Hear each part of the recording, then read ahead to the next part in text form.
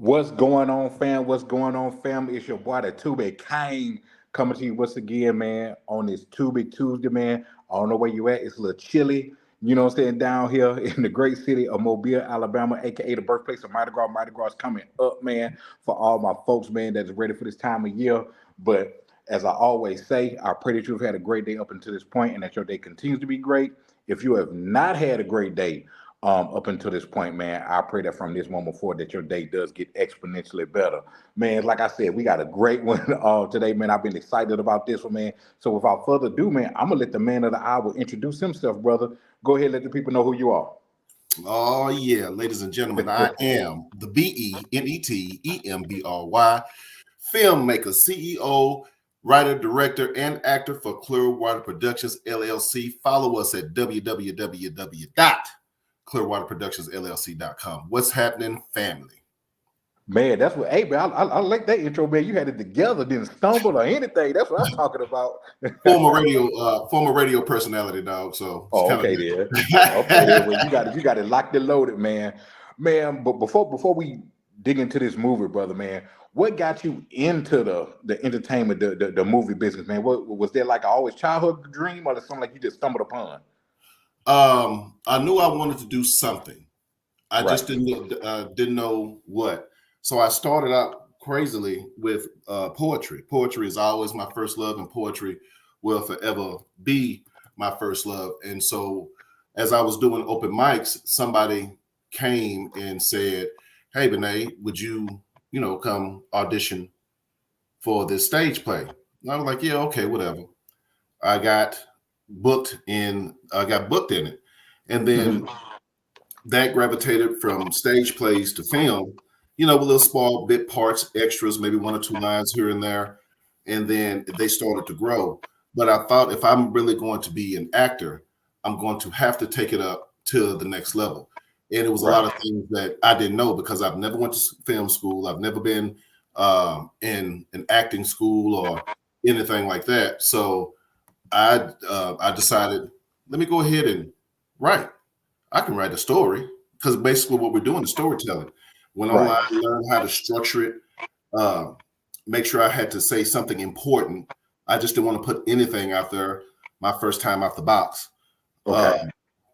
And from that particular point, started writing Older Man, Younger Woman because I'm 20 years older than my wife, and it was a lot of stigma with our relationship.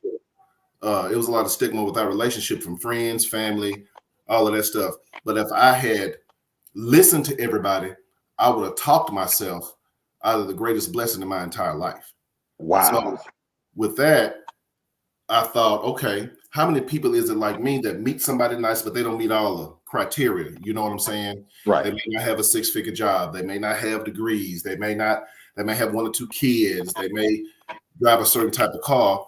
And people are focused on that 20% negative versus the 80% positive. So that's the story. So it's not about me and my wife, but the stigma is about me and my wife. Right, man. And I'm glad you said that because that was one of the questions I was going to ask you. Like, of course, like you said, it's a huge stigma, like with because normally you hear about, what I'm saying, when you think of an older man, a younger woman, it's kind of have a negative connotation to it. Yes, Like I was the either the younger pedophile. woman, yeah, Yeah, either the younger woman, is using the older man, and the older man right. is just the sugar daddy. You know what I'm saying? Or the older man is like the predatory, what I'm saying, grooming, what I'm Right. saying, the young woman. That's It's the never whole really about love for real. right. That's the whole thing. We heard it all. She was a, a gold digger, and she was after my money. I was this pedophile dude that's one of the little young things so I can run and control. But it was never like that with us. There's a part in the movie where all the ladies are sitting at the table, and she's like, "What do y'all even have in common? We like the same books. We have the same, like the same musics. We like the same this, except for scary movies, because I don't like scary movies. My wife." So I took some of those elements and placed that in the film. Right. Man, so with you saying that, say it wasn't based on you and your wife, like how hard was it, or was it hard when writing this movie to not put so much of things that you've been through in this movie and kind of have like a clear objective mindset while writing? Well, there is some things. I mean, maybe 5% of the movie. Okay. The interaction between Donovan and Katina, his ex-wife, that was loosely based on the conversation I had with my first wife. Okay. The both those conversations, the conversation with the friends at the pool table, that was loosely based.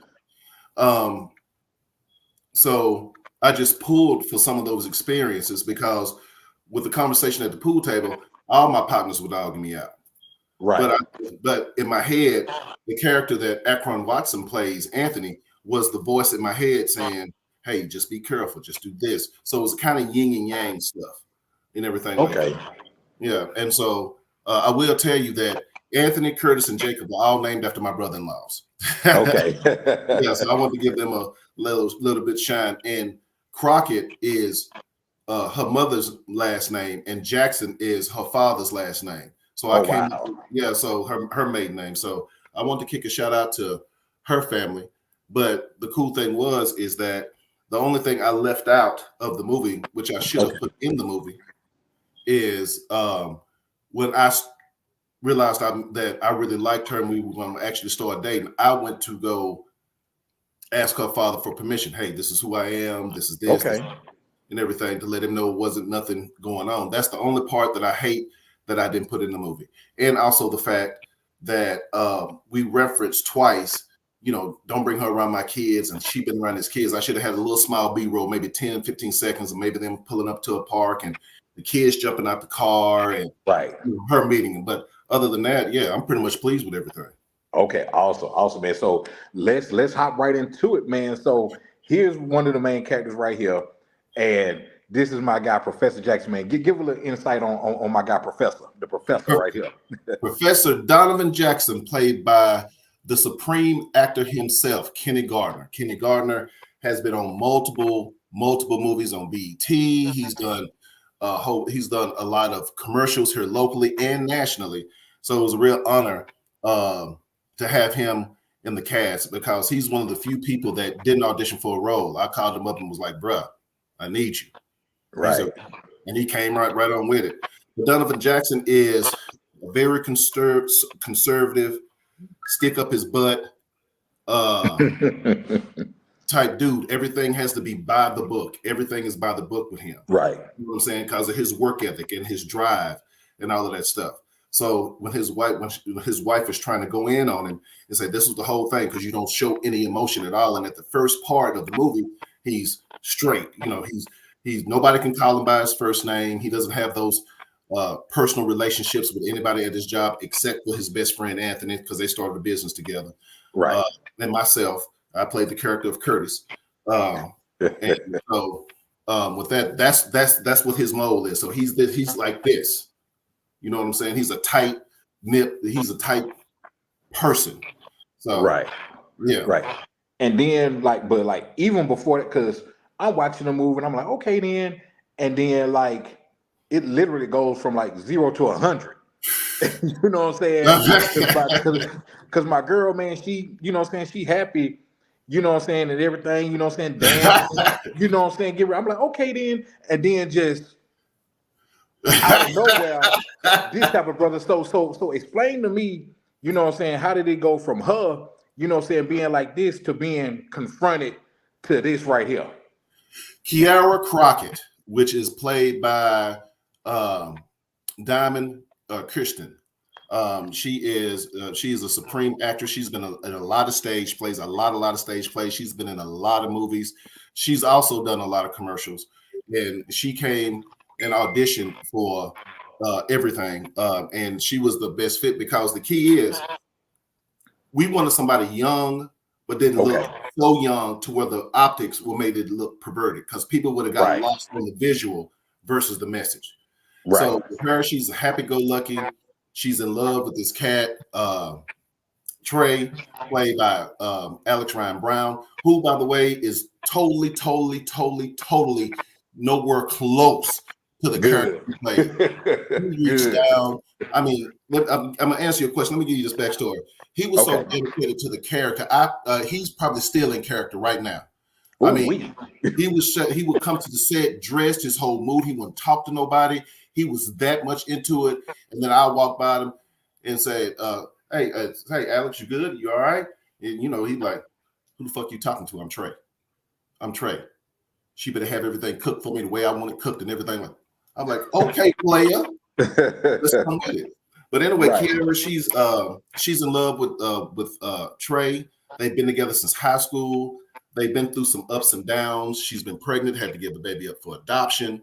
And his backstory is more like he was going to school to be an engineer. When she got pregnant, he had to drop all of that and then go to the warehouse and work at a warehouse. So he kind of feels that as she's progressing in her life, he's losing her. She's meeting more educated, more friends on her level, and he's just a warehouse worker. So that stems his frustration. And so that's why he reacts the way he reacts, so he can maintain some type of control over her. Right. Because I'm like, I didn't expect that at all. You know what I'm saying? Like when he was up behind, I'm thinking like he's gonna surprise. Well, he's surprised, all right, but you know what I'm saying?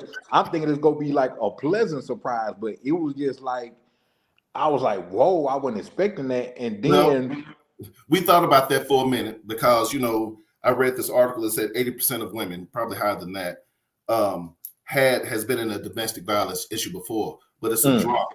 And I had to draw the audience in right then and there, so they'd be like, What? You definitely did, brother. And then we purposely chose to cast a white dude versus a black dude for the simple fact that we wanted to show that domestic violence happens in every race, every culture, everything. Right. And we wanted to put a little bit of a different spin on it. So people would be more not understanding and acceptable, but to see, hey, we go through, damn, this happened to me. This happened to me. I was like, different things like that. Gotcha. Now on this scene right here, man, like when I tell you I cannot stand that lady right there, man, I could not stand her, bro, at all. That is bro. Jada J. Hey, let me tell you something, dog. You talking about you need somebody to sing?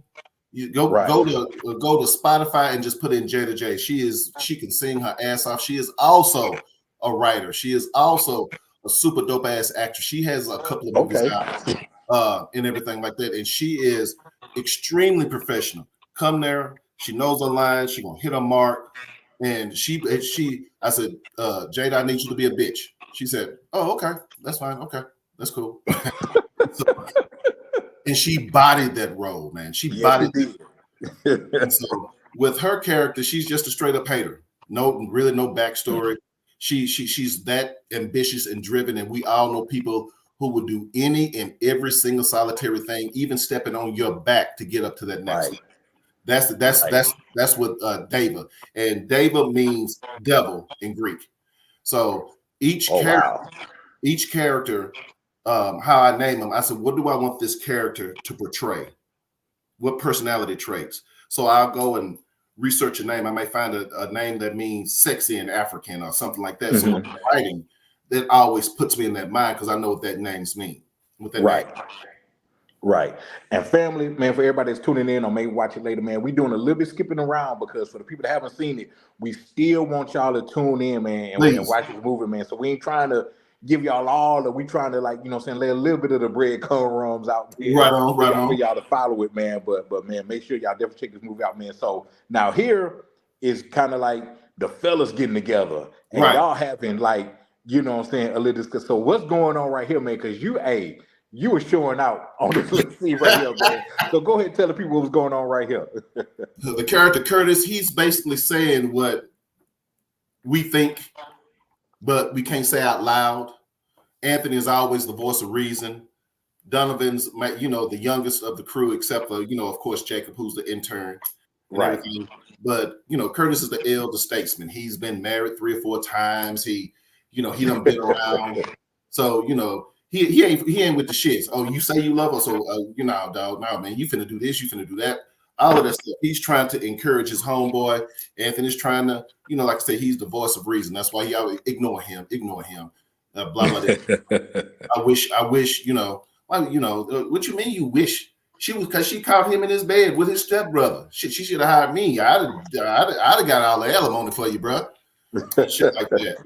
So it's just a conversation. And you know, when you kick it with your boys and all of that stuff, y'all talk about life, sex, jobs, Right. money, women, all of that, politics, whatever the situation is. And so all of those different things, you know, that was what that whole conversation was about. Right, man.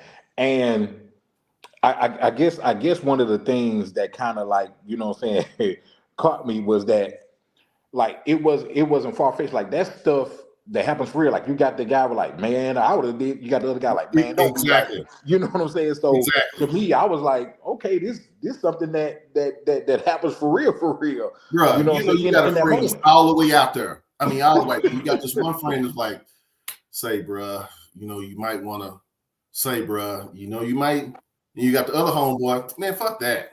You know what I'm saying? You always Absolutely. got that one. Absolutely. Now, we was talking about Trey, about what I'm saying, how he was, and what I'm saying, like when you watch this movie, you watch it, you know how it jumps up at you, but he wasn't done. Like he No, Trey wasn't wasn't done. like he was not done. So what's really like what is about the transpire? Well, what led him to doing that move right there? Well, that whole thing is about control. He is already set because he knows he feels like he's going to lose her. And if he just chilled out, he probably could have kept her. She wasn't looking for Right. nobody else. You know what I'm saying? But he felt so insecure about who he is, where he was at this stage in his life, that he felt like he had to be so controlling and monitor her every single solitary move to where she had to that where he had to. So yeah, he started. What I tell you about being at the schoolhouse, and for people, you know, I know that's an old school term, but you know, I'm from Texas. We still use schoolhouse. If you get your lesson, you still go to the school. You go to the schoolhouse today, you do all right, you get good, and everything like that. So that was his whole thing. Trey, like I said, we didn't want to give him too much of backstory in the film because we didn't want people to feel sorry for Trey or be somewhat understanding. It's never okay Okay. to hit a woman. It's never Right. okay to stalk and treat her and pin on cars and do all of this crazy stuff. That's never okay. You know what I'm saying? So, Right. like I said, he's just deeply insecure. So he has to feel like he has to watch her so she don't do anything. And she was never doing anything wrong in the first place. So now here comes a transition Right. to where Trey ends up, well, Professor Jackson ends up seeing, what's going on. And now this kind of, picks up the role between Professor and Kiara getting, Right. close. So how did this scene end up with the professor and Kiara, which was his intern student, end up getting close? How did this transpire into that? Well, the whole thing is that we as black men are always supposed to be protectors of our sisters, regardless if we in a relationship with them or not.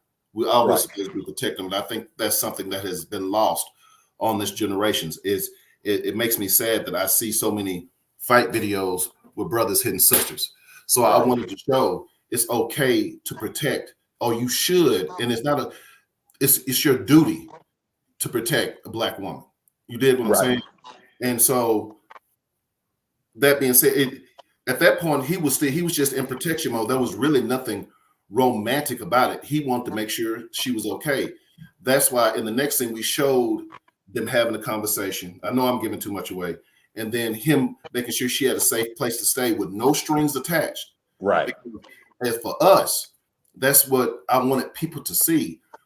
I'm kind of tired of seeing in films, in movies, where we always leaving the black woman out on her own, or we just totally ignore our responsibilities to our black women and our kids, or whatever the situation is. So that scene there was a personification of him stepping up, him losing his professionalism and getting in his face. Because at that point, he wasn't a professor. He wasn't this cat with all this money and all these degrees. He was simply a black man defending a black woman. Exactly. And it's like, because even when he made sure that she had a place, a safe place to stay, it was still like he was. It kind of he kind of had like some like some resistance of like he kind of had like that slow walk away, like she Yeah, all right, she all right, you know what I'm saying? And she looking like this is like I've been going through this with Trey, and he goes, oh, so this is what it feels like to be treated, this is what it you feels know what I'm like. saying, by a man. So then we get back to that point from that point, and then we up into this. So what's going on right here? This is where um the second, what I like to call in the script, the second attraction.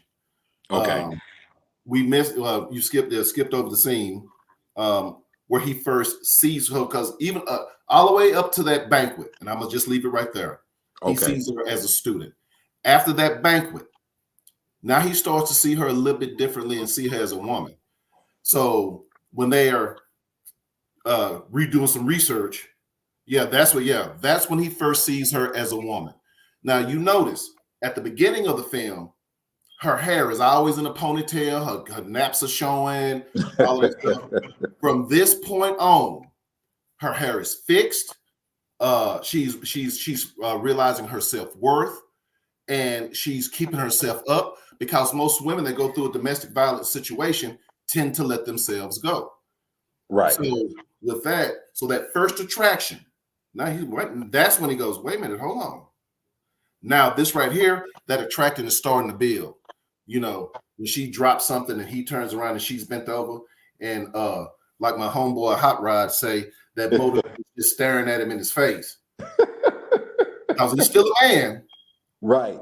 He's still a man. So, he kind of, I'm sorry. He's still trying to hold on to that last bit of professionalism. Right. She says that line, you know what I'm saying? Do you want me to stay?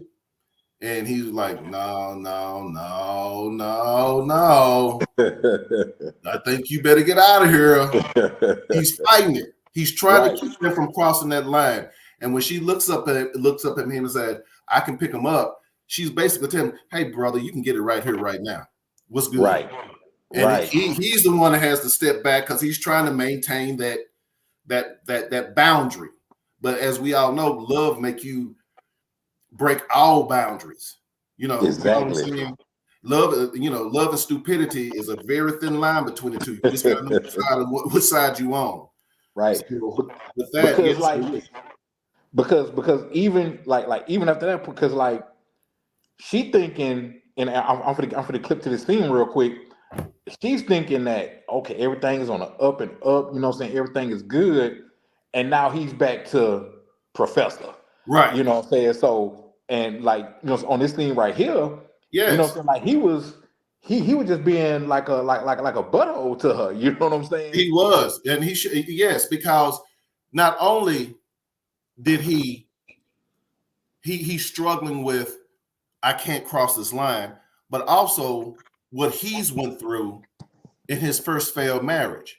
He Right. caught his wife sleeping with somebody else in their bed. Now, I'm from Texas. Most people get shot over that. You dig what I'm saying? Yeah. But him, he's trying to make this line defined. Like I said at the beginning, he's like this. He's conservative. Everything's by the book. Right. I'm not going to risk my job, my career, my family, my money. I just can't go off on a whim like this. So he's struggling within himself, but he takes it out on her. Right. So we've seen him toe the line to being a human man. Right on. Then we've seen him go full fledged into being that just that nonchalant like robot. I'm focused on being a teacher and you the student, the intern, whatever. And then he crosses back over to this. Yeah, because he sees something. We as men, I shouldn't say men, we as people sometimes don't realize what we got until we have the perception of it being gone. Woo. You dig what I'm saying? Say that again, brother. Say that again. I said we as people sometimes don't realize what we got until the perception comes up to where we think it's gone. So when he sees her in a situation, he's going through. That's why everything I do is going to have some poetry in it. And that poem is written by Jonathan Green, a great poet here in Dallas. And he allowed us to use that piece in the movie. And he's talking about, he knocks the papers off the wall. What am I thinking? What am I feeling? How I can do this? How I can do that? So yeah, he's taking it out on her. And low key, I'm thinking he probably gave her those messed up grades just so he can get her alone and spend some time with her again. And just so he can let you know, I'm mad at you and I want you to know I'm mad and why. But then he comes to find out that he really didn't have no reason to be mad. Yeah, because we but he was really acting like the jealous boyfriend. Right. You know what I'm saying? Yeah, he was acting right. Yeah, he got jealous. Wait a minute, hold on. She had on that little short dress, that little tight dress and everything like that, and you doing all of this. Hold on. Yeah, no, this is an F. This is an F. F all the way through. Right. So, they share that moment, and now it's the man, this is refreshing. I love this feeling, between both of them, because now, this thing right here, y'all giving it to my man. Yeah. Like, y'all discussing it, and then on the same hand, she's discussing what's going on. So it's kind of like she got found out, but you was still, but Professor was still tight-lipped with his. Right. Those actresses right there who you have up, that is Rachel Garrett. She is a supreme actress. She's in a plethora of movies now. She's really came out her shell. Ashley L'Oreal Davis, the bright-skinned chick, her character name is Jaza, which is my oldest daughter's name.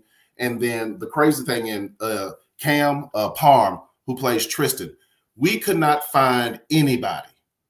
I couldn't find anybody that I wanted, because I wanted him to be LGBTQ, but I didn't want him to be overboard LGBTQ. Gotcha. And Ashley L'Oreal said, "Hey, Benet, can you look at this audition?" Because we were closed.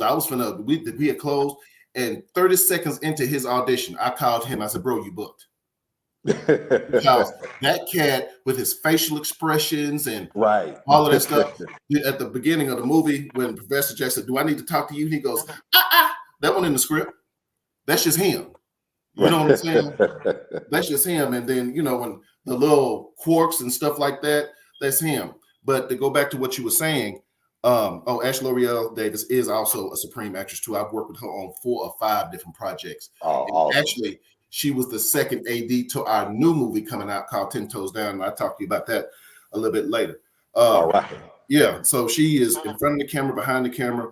I mean, for real, she's that chick. She has that it factor. You know what I'm saying? Any type of role, romantic, scary, whatever, she can do all of that. But those conversations, we were trying to show them being had at the same time. That's why you see him text on the phone, her texting him, stuff. So they having the same conversations with these people at the same time. Right. And then they go into defense mode, because now that's why she has that line, "Look at me, I'm at peace." And within that peace, he found me and I found him. We first wanted to show her having peace with herself, not finding peace in a significant other, a man, a woman, whatever the situation was, but her finding peace in herself. And then she was ready to open for love. After he broke that wall and that barrier, you see what I'm saying?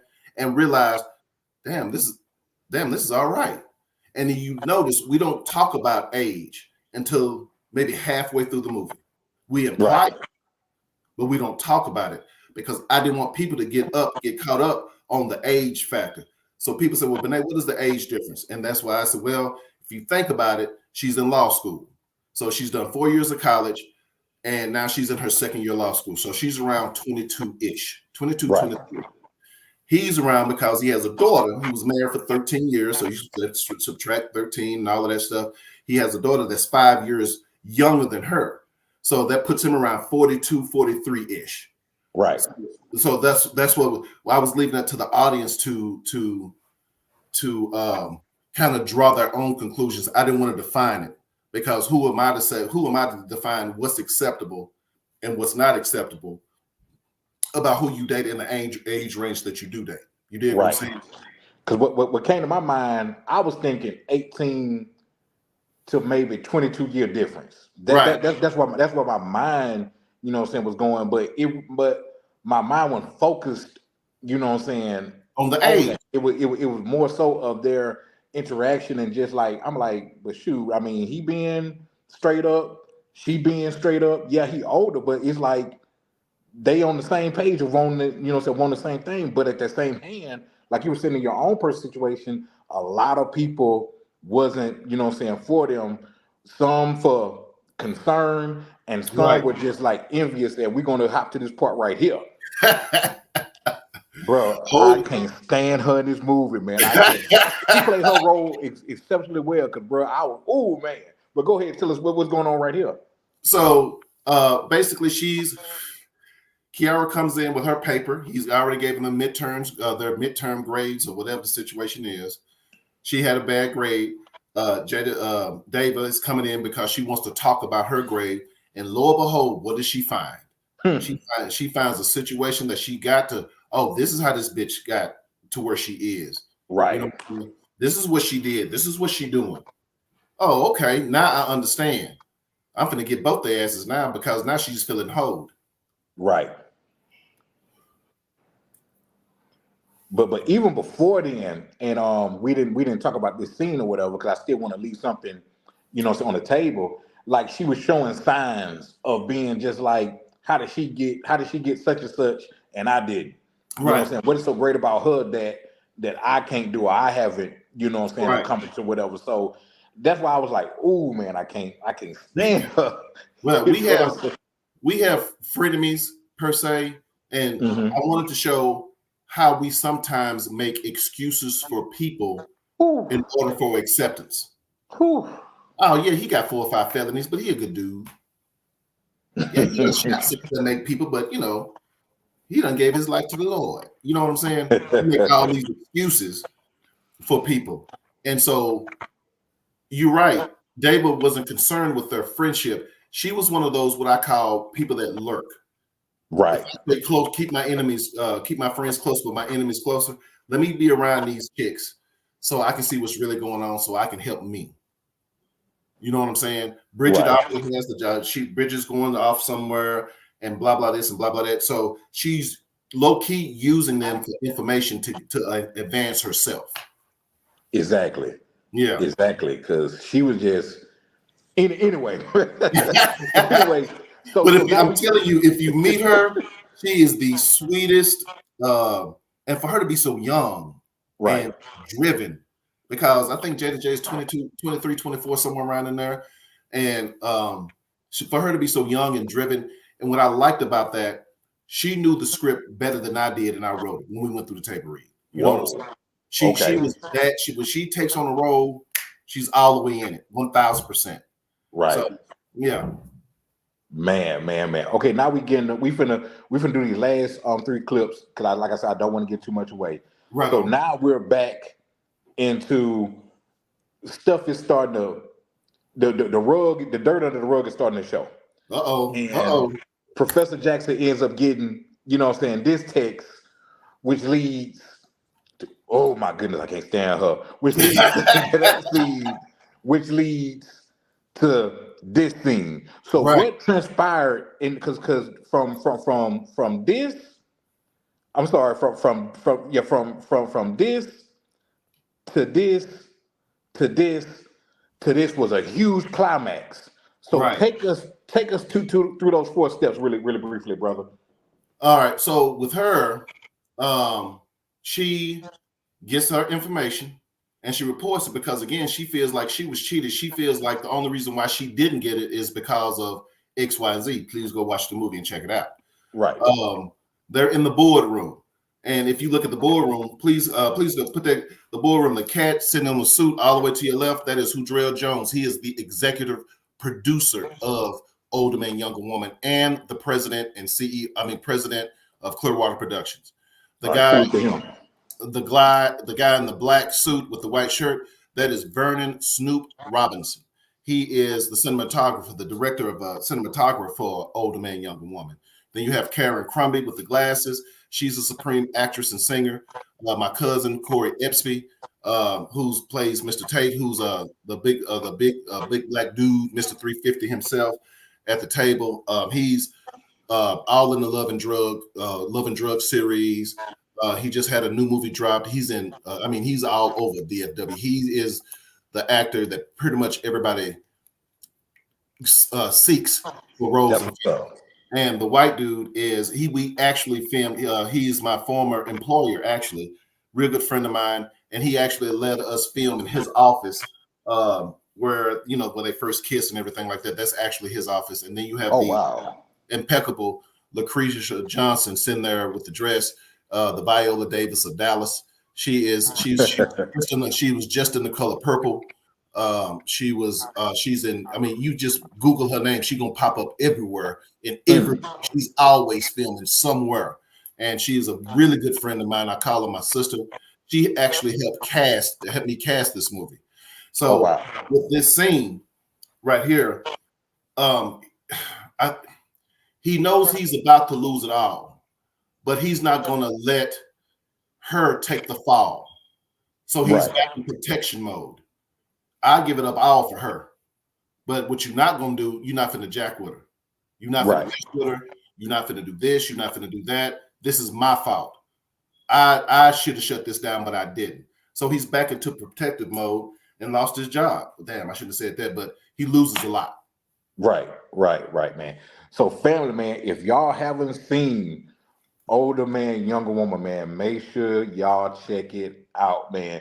And even if you have seen it, rewind it back again. We may have Please. talked about some stuff that you may have missed or didn't understand, and we putting two and two together, man. So definitely make sure that y'all check that movie out, man. My guy, man, like for the people who haven't seen it, man, tell them what they will be in for watching this movie. You will be in for a great romantic drama-filled stories with some twists and turn, not only to make you feel that emotion, but also experience it as well.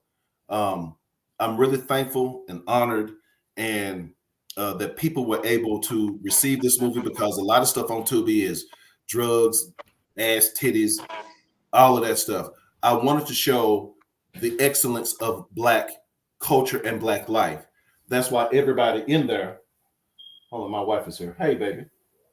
I want to show. Come here. Come here. No, sir. Come here. Come here. We get candid on here. Hello.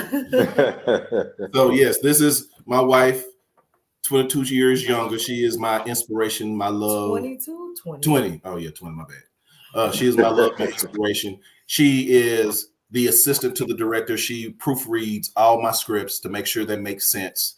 So, and Gotcha. she hates being on camera, so I'm gonna hear about this later, but still I want to just acknowledge her. Yeah, acknowledge the queen. Yeah, acknowledge the queen, right.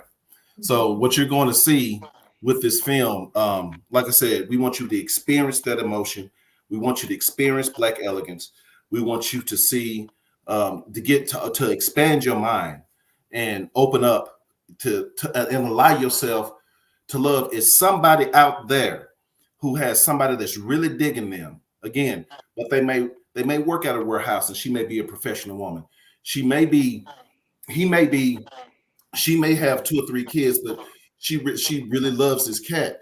And if you Right. just focus on that 20%, they had every reason in the world not to love each other. You're right. But they paid attention to the 80% versus the 20%. So that's what you're in for. Great love story.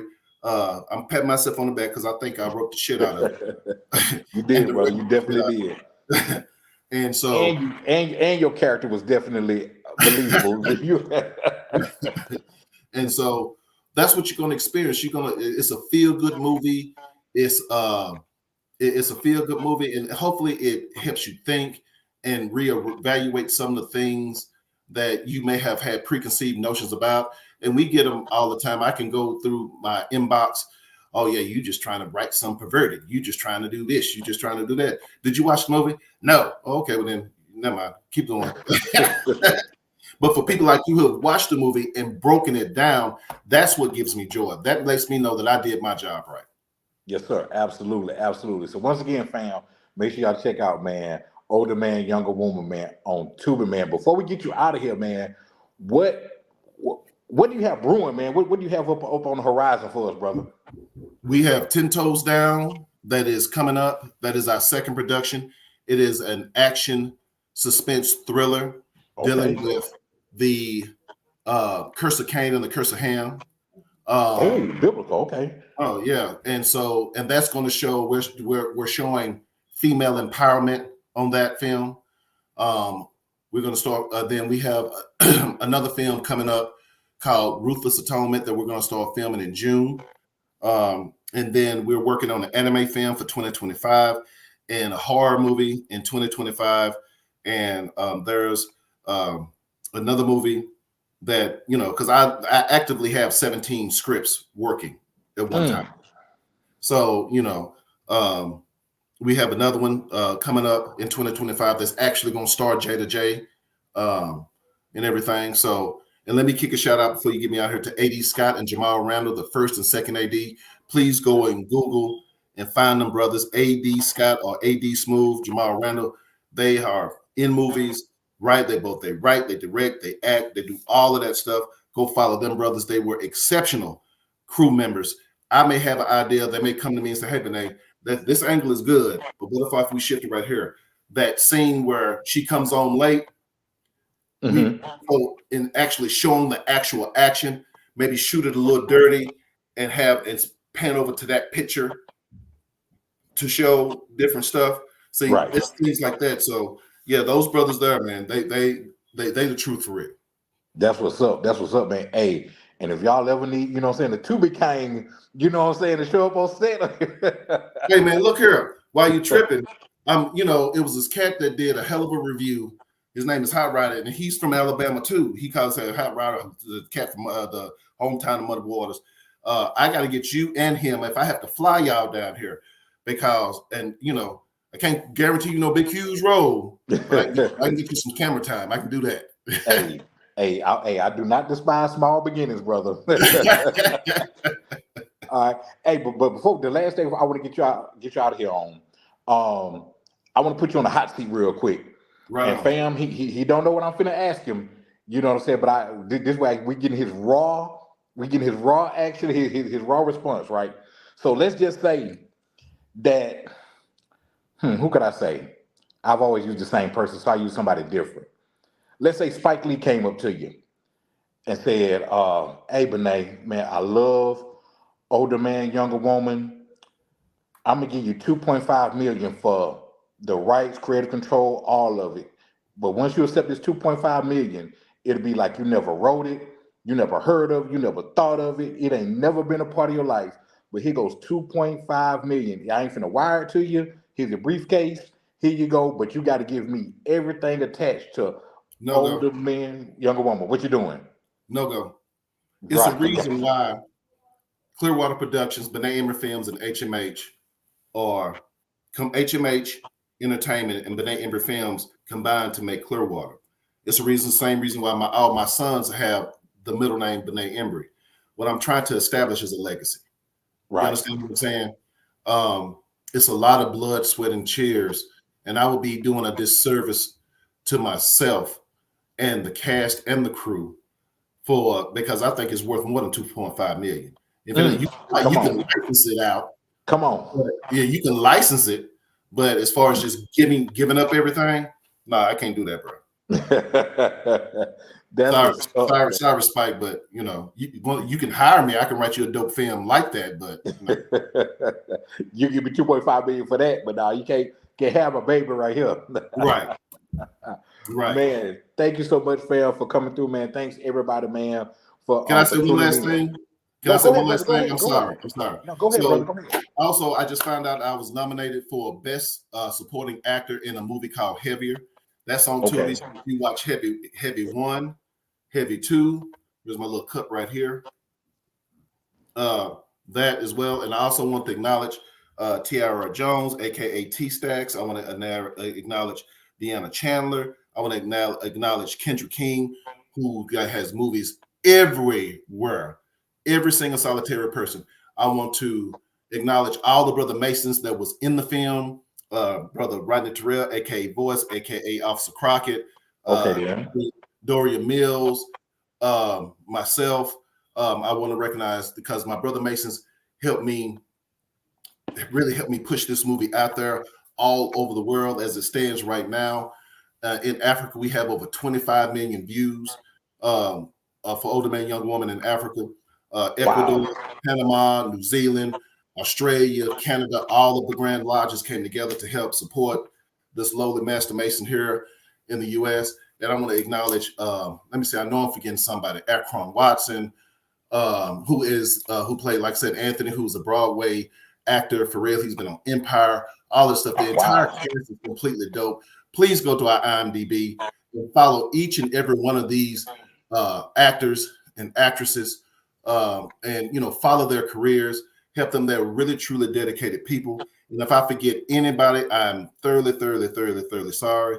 Corey Epsby, Derek Pointer, all the filmmakers here in Dallas that's standing on business. I don't know if that's still a cool thing to say, but they stand on their business. They're handling their business. They're putting out dope quality product every time we say lights, camera, action. That's Mr. Ray Lynn, what's going on, Square? Yes, sir. Yes, sir. Yes, sir. Appreciate you, Ray, man. We had a big victory yesterday. Go blue in the building. What's going on, AI Ashanti? She said, great movie. Loved all the behind the scenes info you shared. Thank you, Man, ma'am. I really appreciate it. Shout out yes, to my sir. brothers at Lebanon Lodge 837. Okay then, man. But thank you so much once again, brother, man, for taking time, man, out of your super busy day, man. And we definitely gonna wrap it up again, brother. Hey, man. Probably more sooner than Yeah, later. for real. Stay in contact with your boy, for real, man. Because the next we have the premiere for 10 Toes Down. I really would like for you to come there and be there in person. Come to the theater. Even if you want to host the red carpet, I have no problem with that, bro. Bruh, yeah, we go rap, brother. I'm gonna give you my number. Right on. Yeah, just hit me my DMs, dog. I got you.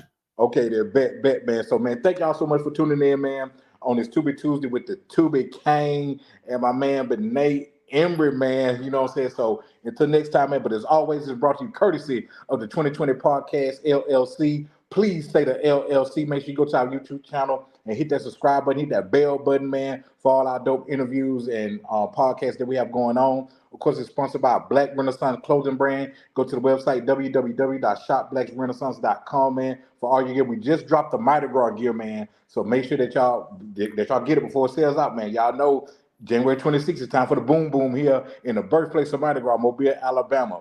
If you're in the Gulf Coast area, or especially if you're in Mobile, make sure you hit 105 North Jackson Street. That's AKA Canary Bar. Their doors will open at 7 p.m. tomorrow, man. Make sure y'all go check that out, man, for great music, great vibes, great drinks, and a great non-drama atmosphere.